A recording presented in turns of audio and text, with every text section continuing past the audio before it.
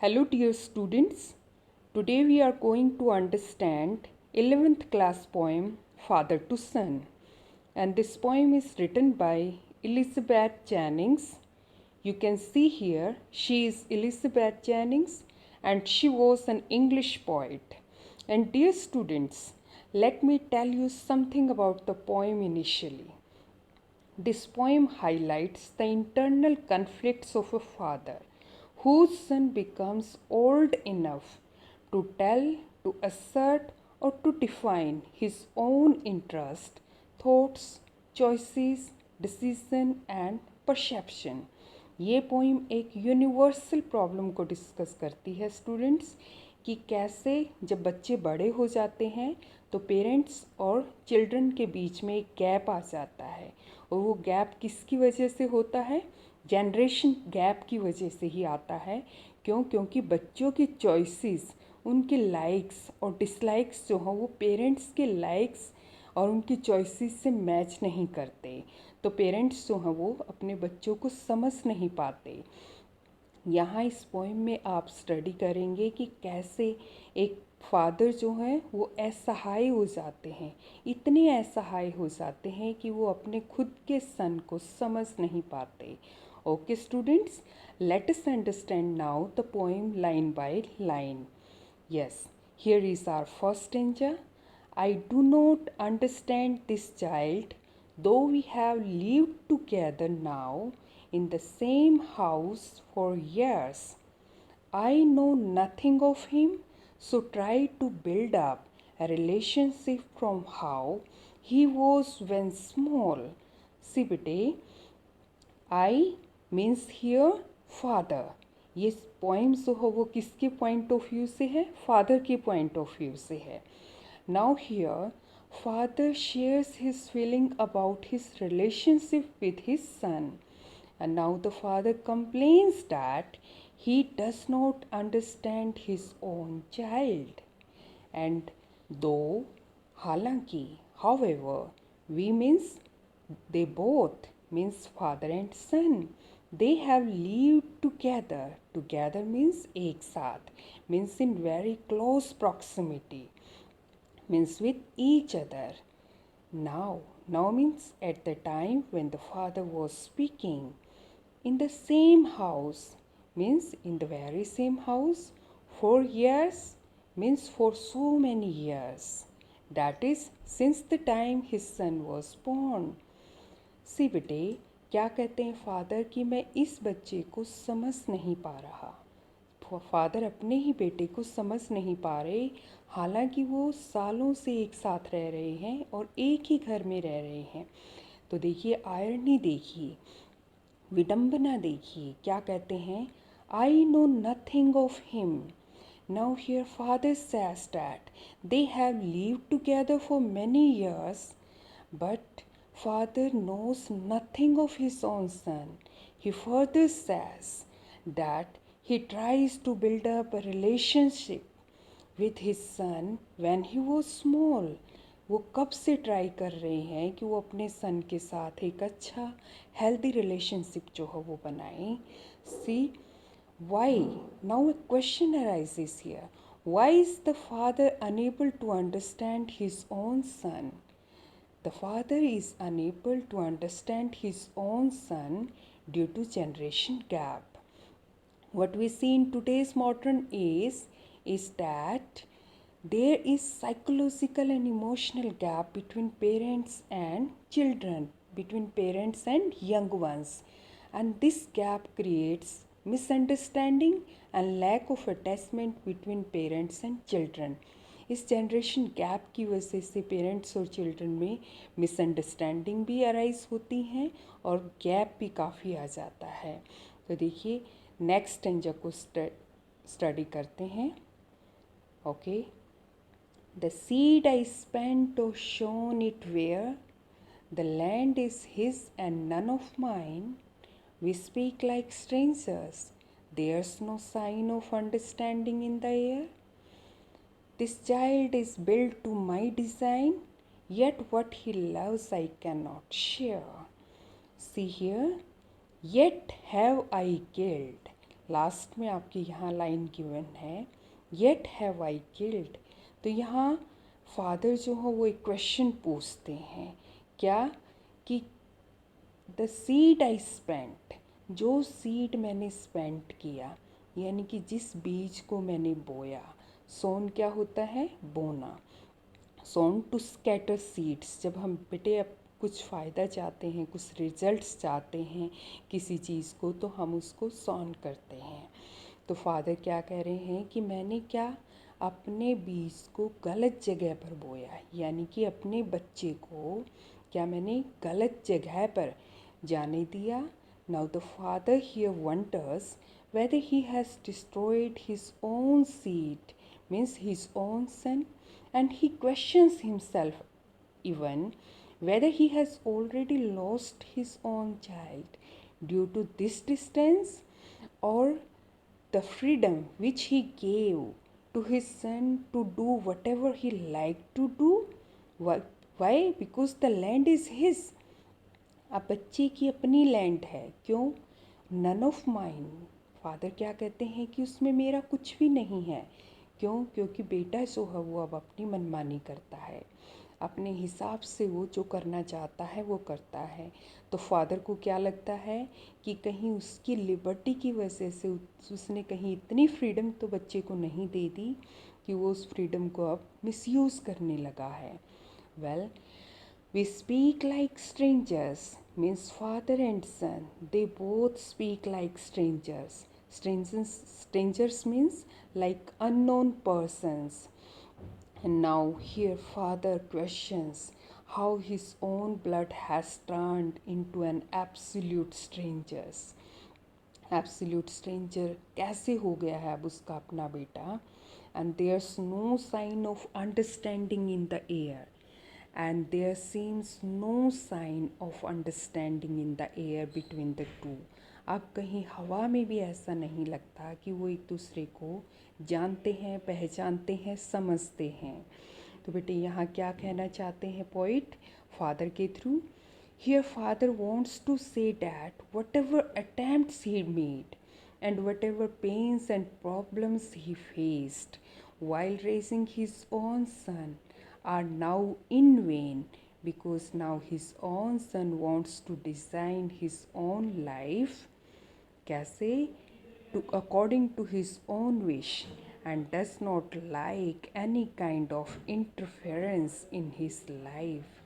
This child is built to my design. ये बच्चा तो मेरे डिज़ाइन के हिसाब से बनना था, but he has become his own way, लेकिन वो अपने ही तरीके से अब बन चुका है। Yet what he loves I can not share, अब वो जिन चीज़ों को प्यार करता है उन चीज़ों को मैं शेयर भी नहीं कर सकता। ऐसे पेरेंट्स जो हैं वो क्यों कहते हैं? Because their choices, likes and dislikes all are totally different. तो यहाँ क्या है बेटे इस स्टैंजा में? फिर से एक बार रिवाइज करेंगे। The seed I spent or sown it where. Father जो है यहाँ काफ़ी परेशान हैं, क्या कह रहे हैं कि क्या मैंने वो बीज यानी कि अपने बच्चे को की गलत परवरिश की उस लैंड पे, यानी कि उसको इतनी फ्रीडम दी कि आज मुझे लगता है कि वो उसमें कुछ भी मेरा नहीं है, यानी कि हम दोनों के बीच में ज़रा सी भी अंडरस्टैंडिंग नहीं है। यदि हम बात भी करते हैं तो कैसे? स्ट्रेंजर्स की तरह बात करते हैं, और ज़रा सा साइन भी नज़र नहीं आता आपस में अंडरस्टैंडिंग का। और फादर क्या सोचते थे? जैसे कि हर एक पेरेंट्स सोचते हैं कि बच्चे उनके हिसाब से बनने चाहिए। This child is built to my design, यानी कि ये बच्चा तो मेरे अकॉर्डिंग बनना था, लेकिन वो बच्चा अपने अकॉर्डिंग ही बना। Yet what he does love I can not share, और जिन चीज़ों से वो बच्चा प्यार करता है, आप पेरेंट्स जो हैं यानी कि फादर जो हों उन चीज़ों को शेयर भी नहीं कर पाते। See next stanza guys. Silence surrounds us. I would have him prodigal, returning to his father's house, the home he knew, rather than see him make and move his world. I would forgive him too, shaping from sorrow a new love. See here, Betty. Silence surrounds us. यहाँ पे एक poetic device use हुआ है, alliteration. Alliteration means same letter sound, S S स। तो यहाँ पे क्या कहते हैं पोइट कि साइलेंस राउंड्स अस। अब हम दोनों के बीच में केवल साइलेंस है, means there is silence between father and son, there is no communication between them. I would have him prodigal. Father क्या कहते हैं कि मैं अपने बेटे को प्रोडिगल चाहता था। Prodigal means spending money freely, यानी कि वो बच्चा जब छोटा था तो वो पैसे को बहुत बुरे से बर्बाद करता था, फिजूल खर्ची करता था। But now father expects that returning to his father's house, कि ये बच्चा अब अपने फादर के घर लौट आए। द होम ही न्यू, जो घर पे वापसी लौट आए। तो यहाँ पे क्या है बेटे, एक रेफरेंस गिवन है जो बाइबल में गिवन था। कैसे कि he does not want his own son to move around and make his own world and spend money freely, and he is ready to forgive him। अब वो फादर जो है क्या फॉरगिव करने के लिए अपने बेटे को, I would forgive him too, तो वो चाहते हैं कि वो वापसी उसके पास आ जाए दुनिया में, इधर उधर मुंह ना करे, वो उसको फॉरगिव कर देंगे। क्यों? क्योंकि बेटे यहाँ पर एक रेफरेंस बाइबल का कैसे आता है कि when a reckless extravagant son returned, the father forgave him for his earlier sins, and when he came, he shows his regret। तो बाइबल में क्या होता है कि एक बहुत ही एक्स्ट्रावेगेंट, एक बहुत ही खर्चीला और बहुत ही बिगड़ा हुआ एक बेटा जब वापसी अपने फादर के पास लौट के आता है तो फादर उसको माफ़ कर देते हैं। क्यों? क्योंकि बेटा जो है वो रेग्रेट यानी कि शौक प्रकट करता है, वो मानता है कि यस उसने गलती की है। तो उसी तरीके से फादर जो है क्या सोचते हैं अपने बेटे के बारे में कि वो भी अपने फादर के घर पे वापसी लौट आए, rather than see him make and move his own world. तो फादर अब नहीं चाहते कि वो अपनी दुनिया बनाए, उसी में घूमे। आई वुड फॉरगिव हिम, मैं उसको उसी बच्चे की तरह, उसी सन की तरह जो एक प्रोडिगल सन था, जो अपने घर पे होम वापसी लौट आया था, वैसे ही मैं भी उसको माफ़ कर दूँगा। And shaping from sorrow and new love, तो अब दोबारा से शेप देंगे हम जो सोरो यानी कि जो प्रॉब्लम्स, जो दुख जो हम उनकी लाइफ में चल रहे हैं, उससे क्या करेंगे, वो एक न्यू लव जो है वो बनाएंगे, आपस में दोबारा से फिर से प्यार से रहेंगे। सी बेटे, last stanza of the poem. Father and son, we both must live on the same globe and the same land. He speaks, I cannot understand myself. Why anger grows from grief. We each put out an empty hand, longing for something to forgive. See here, father and son, दोनों ही, father भी और सन भी, we both must live, हम दोनों को क्या करना है, रहना है। फादर क्या कहते हैं कि हम दोनों को सेम ग्लोब पे, मीन्स सेम अर्थ पे, सेम लैंड पे, सेम ज़मीन पे रहना है। ही स्पीक्स, अब देखिए सन भी क्या स्पीक करता है, क्या बोलता है, आई कैनोट अंडरस्टैंड माई सेल्फ। बेटा भी जो है क्या कहता है कि वो भी खुद को नहीं समझ पाता कि कैसे, why anger grows from grief, कि एंगर गुस्सा क्यों आता है दुख से। We each put out an empty hand, again father says कि हम दोनों एम्प्टी हैंड्स को आगे करते हैं, लॉन्गिंग डिज़ायर करते हुए, किसकी, फॉर समथिंग टू फॉरगिव। तो आपने इसमें लास्ट स्टैंजा में क्या देखा बेटे, the son also spoke for the first time, पहली बार वो बोलता है, and he admits that he is at a point where he is struggling to understand even himself, कि वो अपने आप को ही समझने में स्ट्रगल कर रहा है। And he does feel the grief of broken relationship he shares with his father, and yet he says that there is anger that arises out of his confused inner self. And the father also concludes the poem realizing that in their hearts Each of them wants to forgive each other. However, neither wants to take the first step, and though each put out an empty hand for the other.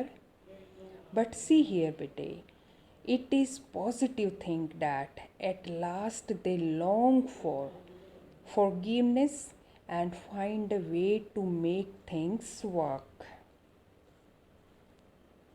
Means आखिर में दोनों father और सन क्या चाहते हैं कि वो इस रिलेशनशिप को कंटिन्यू करें और हेल्दी तरीके से कंटिन्यू करें। तो बेटे आपने इस पोइम में क्या समझा? This poem gives us a message that there should be communication. In fact, there should not be communication gap in relationships, and there should be trust, acceptance, and tolerance, and mutual respect also for each other or one another. Okay, students, here your poem ends, and see you soon with another topic. Thank you.